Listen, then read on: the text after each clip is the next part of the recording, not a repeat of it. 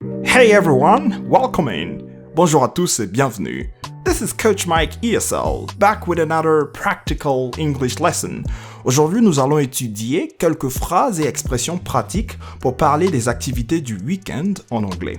Nous allons nous plonger dans un dialogue entre deux amis, Marc et Jean, qui préparent leur week-end. On dira Mark pour Marc et John pour Jean.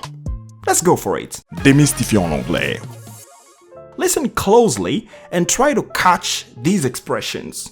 La conversation démarre avec John, qui rencontre Mark et lui dit « Hey Mark, long time no see.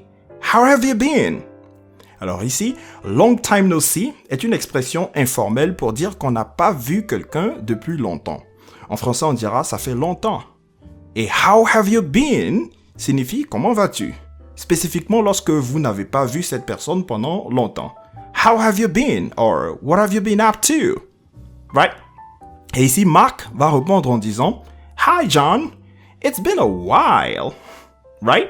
Ou il peut dire Yes, indeed, it's been a while. I've been good, how about you? Alors, it's been a while est une autre façon de dire que beaucoup de temps s'est écoulé. En français, on dirait ça fait un moment, ça fait longtemps. Donc, et toi, comment vas-tu? Right. Et John va répondre ici en disant I'm well, thanks for asking. So, what are your plans for the weekend? What are your plans for the weekend est une question courante pour demander ce que quelqu'un prévoit pendant le week-end. Donc, c'est la phrase typique, hein? What are your plans for the weekend? Et donc, il commence ici en disant I'm well, thanks for asking. Belle expression. Vous pouvez l'utiliser lorsqu'une personne vous demande How have you been? Or how are you doing? I'm well, thanks for asking. Pretty good, simple and nice. Alright. Alors, en français, on dirait quels sont tes projets pour le week-end? What are your plans for the weekend? Et donc, à cette question, Mark va répondre en disant Well, I haven't really thought about it. Maybe I'll just chill out this weekend. Chill out est une expression informelle pour dire se détendre. Donc, en français, on dirait je vais peut-être me détendre. Je n'ai rien de planifié. Je vais peut-être me détendre. Right?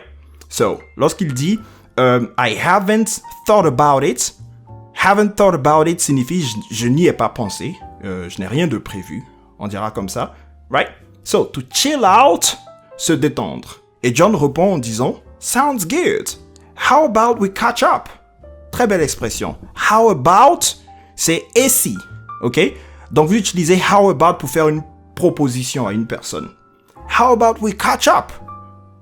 Alors, catch up signifie prendre des nouvelles de quelqu'un ou passer du temps ensemble après une période sans se voir. En français, on dirait rien de spécial. Et si on se rattrapait? Donc se rattraper ici pour catch up. Right? Alright. Et Mark va répondre en disant « That sounds like a great idea.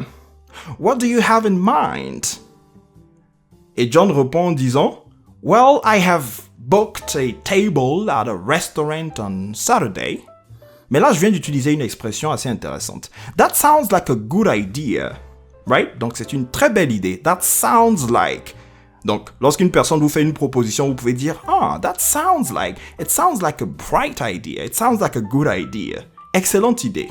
Right? So, what do you have in mind?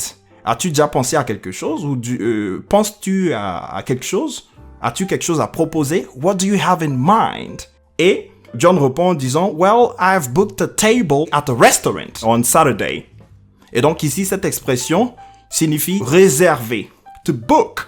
Alors, donc, ce n'est pas book, le livre, c'est réserver, book. I've booked a table at a restaurant. Pour dire en d'autres termes, j'ai réservé une table au restaurant. Et donc là, la conversation va continuer. Il dira par la suite, on est toujours avec John ici, Do you fancy joining? Pour l'inviter. Do you fancy joining? Ah, this is beautiful as well. Alright? Do you fancy joining est une expression britannique, fancy spécifiquement, qui signifie est-ce que ça te dirait? Alright? Donc, est-ce que ça te dirait de te joindre à moi? En français, on dirait ça te dirait de me rejoindre, de te joindre à moi. Do you fancy joining? Alors, je vous invite à écrire en commentaire une phrase, rédiger une phrase dans laquelle vous allez utiliser l'expression fancy dans ce contexte. Ok, donc fancy qui signifie ça te dirait. Si vous utilisez la structure do you fancy joining here? This is the way we're going to use fancy. Alright, alors on a un autre contexte où on utilise fancy pour dire qui fait sûr, voilà, dans le langage informel. Lucy fancies Tom. Fancy, so this is another term. Alors fancy aussi signifie imaginer, voilà. Donc imaginer, c'est beaucoup plus dans ce sens-là qu'on est ici. Et on poursuit avec Mark qui va répondre sure, that would be great. Donc il accepte l'idée, that would be great. On a vu tout à l'heure, it sounds like a good idea, right? Et ici, that would be great, same thing.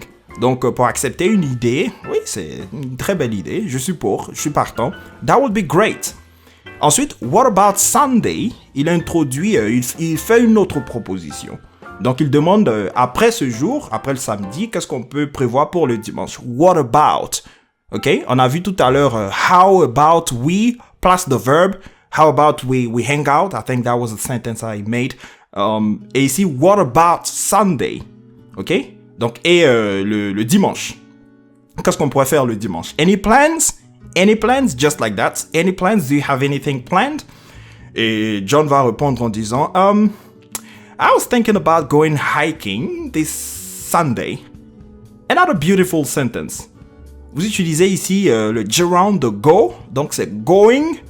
Et encore, on a hiking. Alors, to go hiking, comme on dit, to go shopping, and etc. Vous avez cette expression-là avec le verbe go, plus le verbe principal à la forme ing. Ici, go hiking, c'est aller en randonnée. I was thinking about going hiking this Sunday. It's been a while since I went out in nature. This is interesting. It's been a while. Ça fait longtemps. Right? So I was thinking about going hiking this Sunday. It's been a while since I went out in nature. To go out in nature. Right? Donc ici, it's been a while est utilisé pour exprimer le fait que cela fait longtemps que John n'est pas sorti dans la nature. It's been a while since I went out, sortir. I went out in nature. This is another interesting sentence. So to go out in nature, c'est aller dans la nature, hein? Donc dans un espace vert, un espace voilà, naturel, non pollué. To go out in nature. Et Mark va répondre, that's a great plan. I can't wait for the weekend to start. I can't wait for est une expression pour dire qu'on est très excité ou qu'on a très hâte que quelque chose arrive. Okay? So I can't wait for the weekend to start. I can't wait for it. J'impatiente. Right? So I can't wait for. Remember, this is another interesting one. Et John va répondre en disant, fantastic. Do you fancy a movie night on Friday before we start our weekend plans? Encore, fancy. Donc, do you fancy a movie night signifie, est-ce que ça te dirait de faire une soirée cinéma? Right? Donc le vendredi avant de commencer les plans du week-end. Pretty good. Now, moving forward, we're gonna get back to Mark. Il peut répondre en disant sounds like a nice plan. Ou tout simplement sounds like a plan. We have a third expression to approve or to validate a plan. Sounds like a plan. Sounds like a plan. Sounds like a night or whatever. Sounds like, you know, c'est l'expression clé ici. Supposons qu'il fait beau, un samedi ensoleillé, you know, everything put together. Et donc, Mark pourrait poursuivre en disant, and given the weather forecast, it would be perfect for a barbecue on Sunday after the hike. The weather forecast, this is another key term here. Alors, c'est la météo, donc ce sont les prévisions. La météo, on va dire, hein, tout court.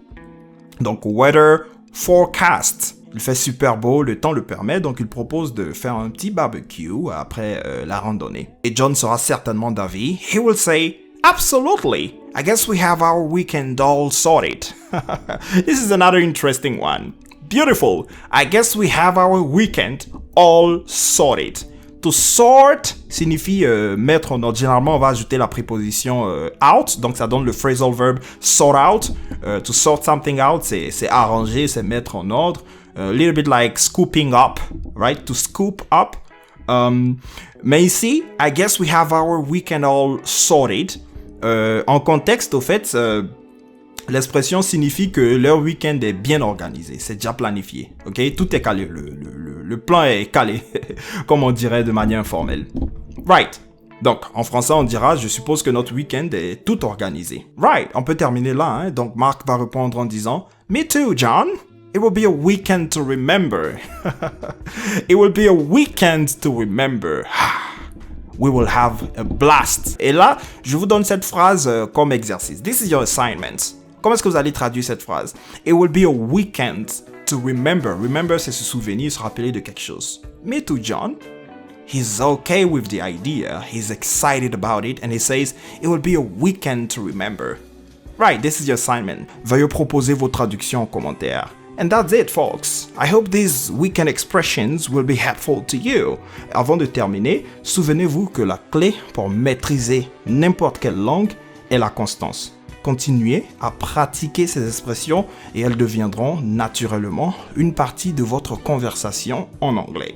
Si cette vidéo vous a été utile et que vous souhaitez continuer à démystifier l'anglais avec moi, n'oubliez pas de vous abonner à la chaîne YouTube Démystifions l'anglais. À la prochaine. Continuez à pratiquer et passez un excellent week-end. Je suis Coach Mike ESL, formateur certifié spécialisé en techniques d'expression orale, en anglais général et business English. Until next time. Démystifions l'anglais.